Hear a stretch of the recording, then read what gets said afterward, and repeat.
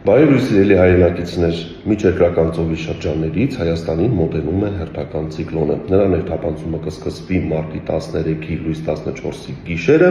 եւ այն Հայաստանում կգործի մինչեւ մարտի 16-ը ներառյալ։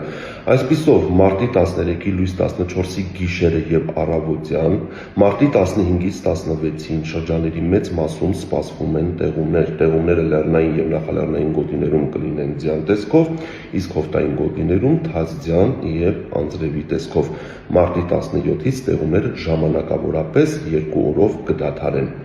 Օդի ջերմաստիճանը առաջիկա 5 օրերին ցերեկային ժամերին էապես չի փոխվի, բայց գիշերային ժամերին ունենք օդի ջերմաստիճանի բարձրացում։ Այսպիսով, մարտի 14-ից 16 ընկած ժամանակահատվածում այսօրվա համեմատ օդի ջերմաստիճանը հանրապետության ողջ տարածքում գիշերային ժամերին կբարձրանա 7-ից 10 աստիճանով եւ արդեն մարտի 15-ից սկսած հանրապետության հովտային եւ նախալեռնային գոտիներում գիշերը օդի ջերմաստիճանը կլինի 0-ից բարձր, տատանվելով +2-ից +4 աստիճան տաքության սահմաններում։